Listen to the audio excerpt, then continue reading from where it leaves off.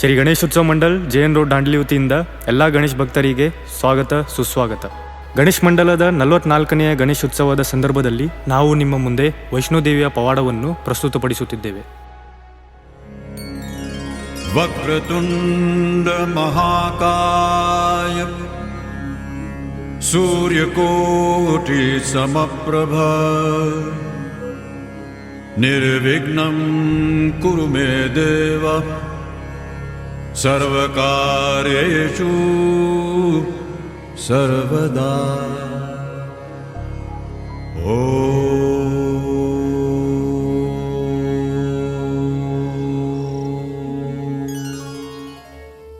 ಜಗತ್ ಕಲ್ಯಾಣಕ್ಕಾಗಿ ಕಠೋರ ಕನ್ಯತ್ವ ಪರಿಪಾಲಿಸಿಕೊಂಡು ಗುಹೆಯೊಂದರಲ್ಲಿ ಯೋಗ ಧ್ಯಾನ ನಿರತಳಾಗಿದ್ದಾಳೆ ಆದಿಕುಮಾರಿ ಶ್ರೀ ಮಾತೆ ವೈಷ್ಣೋದೇವಿ.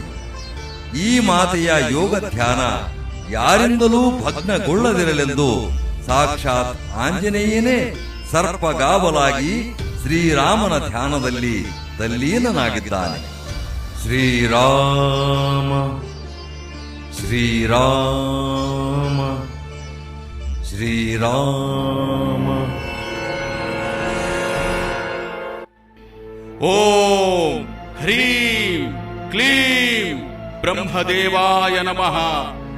ಜೈ ಶ್ರೀರಾಮ. ಅಲಕ್ ನಿರಂಜನ್. ನಿಲ್ಲು ಭೈರವನಾಥ, ಗುಹೆಯ ಪ್ರವೇಶ ನಿನಗೆ ನಿಷಿದ್ಧ. ಆಂಜನೇಯ, ನನ್ನ ದಾರಿಗೆ ಅಡ್ಡ ಬರುವ ಸಾಹಸ ಮಾಡಬೇಡ. ಏ ಮೂರ್ಖ ಭೈರವ, ಮಾತೆ ವೈಷ್ಣೋದೇವಿಯನ್ನು ಸಾಮಾನ್ಯ ಕನ್ಯೆ ಎಂದು ಭಾವಿಸಬೇಡ. ಮಹಾಶಕ್ತಿ ಪ್ರತಿರೂಪ ಆದಿಕುಮಾರಿ ಅವಳು.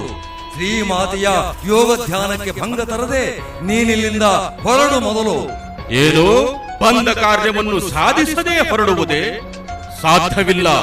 ಇಂದು ವೈಷ್ಣೋದೇವಿಯ ತಪೋಭಂಗಗೊಳಿಸಿಯೇ ತೀರುತ್ತೇನೆ. ಅದನ್ನು ತಪ್ಪಿಸಲು ಯಾರಿಂದಲೂ ಸಾಧ್ಯವಿಲ್ಲ. ನನ್ನ ದಾರಿಗೆ ಅಡ್ಡವಾಗದೆ ಸರಿ ಹಿಂದಕ್ಕೆ, ಇಲ್ಲವಾದರೆ ವಿಪರೀತ ಪರಿಣಾಮವನ್ನು ಎದುರಿಸಬೇಕಾಗುತ್ತದೆ. ಜೈ ಶ್ರೀರಾಮ. ಎಲ್ಲವೋ ಭೈರವ, ನಿನ್ನ ಮೊಂಡುತನದ ಉದ್ದಡತನ ಮಿತಿ ಮೀರಿತು. ಸಿದ್ಧನಾಗೂ ನನ್ನ ಗದ ಪ್ರಹಾರಕ್ಕೆ ಬಲಿಯಾಗಲು. ಅಲಕ್ ನಿರಂಜನ್. ಜೈ ಶ್ರೀರಾಮ.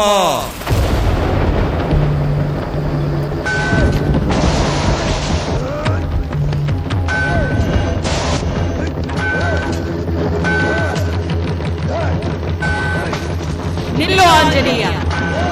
ನನ್ನನ್ನು ತಡೆಯಬೇಡ ಮಾತೆ. ನಿನ್ನ ತಪೋಭಂಗಗೊಳಿಸಲು ಬಂದ ಈ ಭಂಡ ಭೈರವನ ರುಂಡವನ್ನು ಮುಂಡದಿಂದ ಬೇರ್ಪಡಿಸದೆ ಬಿಡಲಾರ ಈ ಆಂಜನೇಯ. ಅದು ನಿನ್ನ ಕಾರ್ಯವಲ್ಲ ಆಂಜನೇಯ, ನನ್ನ ಕಾರ್ಯ.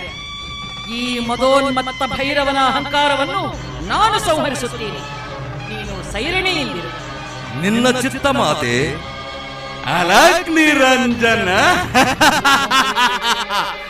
ಸಾಮಾನ್ಯ ಕನ್ಯೆಯೋರ್ವಳಿಂದ ಸರ್ವಶಕ್ತ ಈ ಭೈರವನಾಥನ ಸಂಹಾರ. ಎಲೈ ಭೈರವ, ಸಾಮಾನ್ಯ ಕನ್ಯೆ ಎಂದು ಜರಿದು ಅಟ್ಟಹಾಸದಿಂದ ನಗುತ್ತಿರುವೆಯಾ? ಇಂದು ನಿನ್ನ ಹುಟ್ಟಡಗಿಸದೆ ಬಿಡಲಾರಳು ಈ ವೈಷ್ಣೋದೇವಿ. ಸಿದ್ಧನಾಗು ಸಾವಿನ ಮನೆ ಸೇರಲು. ಸಿದ್ಧನಾಗಿಯೇ ನಿಂತಿದ್ದೇನೆ. ಪ್ರದರ್ಶಿಸು ನಿನ್ನ ಶಕ್ತಿಯನ್ನು ಅಲಕ್ ನಿರಂಜನ. ದುರುಳ, ಮುಗಿಯಿತು ನಿನ್ನ ಆಯುಷ್ಯ.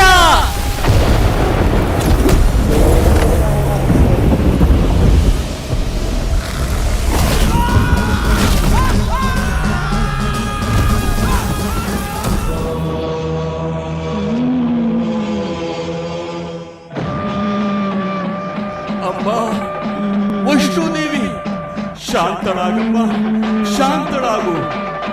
ಭೈರವ, ನಿನ್ನ ಉದ್ದಟತನವೇ ಈ ನಿನ್ನ ಅವನತಿಗೆ ಕಾರಣವಾಯಿತು. ಹೇ ಆದಿಶಕ್ತಿ, ಜಗನ್ಮಾತೆ, ನನ್ನನ್ನು ಕ್ಷಮಿಸು.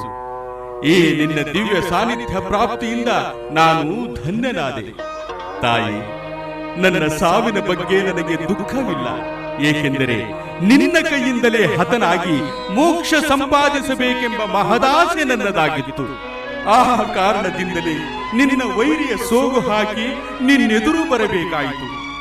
ದಯಮಾಡಿ ನನ್ನನ್ನು ಕ್ಷಮಿಸಿ ಬಿಡಮ್ಮ. ನೀನೀಗ ನನ್ನನ್ನು ಕ್ಷಮಿಸದಿದ್ದರೆ ಸಮಾಜ ನನ್ನನ್ನು ಪಾಪಿ ಎಂದು ದೂರುತ್ತದೆ, ತಿರಸ್ಕಾರದ ನೋಟ ಬೀರುತ್ತದೆ. ಆ ಅಪವಾದ ನನಗೆ ಬೇಡವಮ್ಮ. ಭೈರವ, ನೀನು ಬಯಸುವುದಾದರೂ ಏನನ್ನು? ಅಮ್ಮ, ನೀನು ಮಮತಾಮಯಿ, ಕ್ಷಮೆಯ ಧರಿತ್ರಿಯಾಗಿರುವೆ. ಆ ಕಾರಣ ಜನ ನನ್ನನ್ನು ನಿನ್ನ ಶತ್ರು ಎಂದು ಭಾವಿಸದಂತೆ, ಪಾಪಿ ಎಂದು ಕರೆಯದಂತೆ ಅನುಗ್ರಹಿಸಮ್ಮ. ಭೈರವನಾಥ, ಅಂತ್ಯಕಾಲದಲ್ಲಿ ನೀನು ನನ್ನನ್ನು ಅಮ್ಮ ಅಮ್ಮ ಎಂದು ಕರೆದು ನನ್ನ ವಾತ್ಸಲ್ಯವನ್ನು ಸಂಪಾದಿಸಿದ್ದೀಯ. ನೀನು ಮಾಡಿದ ಸಾಮಾನ್ಯ ಪಾಪಕ್ಕೆ ಪ್ರಾಯಶ್ಚಿತ್ತ ಹೊಂದಿದ್ದೀಯ. ನಾನು ನಿನ್ನನ್ನು ಕ್ಷಮಿಸಿದ್ದೇನೆ. ಅದರ ಜೊತೆಗೆ ನಿನಗೆ ವರದಾನವನ್ನೂ ನೀಡುತ್ತಿದ್ದೇನೆ. ಈ ಕ್ಷಣದಿಂದ ನನ್ನ ಪೂಜೆಯ ಜೊತೆ ನಿನ್ನ ಪೂಜೆಯೂ ಆಗುತ್ತದೆ. ಧನ್ಯನಾದೆ ತಾಯಿ. ಬರುವ ಭಕ್ತರು ನನ್ನ ದರ್ಶನದ ನಂತರ ನಿನ್ನ ದರ್ಶನ ಮಾಡಿದಾಗಲೇ ಅವರ ಇಷ್ಟಾರ್ಥಗಳು ನೆರವೇರುತ್ತವೆ. ಭೈರವ, ಕೊನೆಯದಾಗಿ ನಿನ್ನ ಇಚ್ಛೆ ಏನಿದೆ ಕೇಳು, ನೆರವೇರಿಸುತ್ತೇನೆ. ಅಮ್ಮ ಜಗನ್ಮಾತೆ, ನಿನ್ನ ದಿವ್ಯ ನಿಜ ರೂಪವನ್ನು ಪ್ರಸಾದಿಸಿ ನನ್ನನ್ನು ಕೃತಾರ್ಥನನ್ನಾಗಿ ಮಾಡುತ್ತಾಯೇ. ತಥಾಸ್ತು.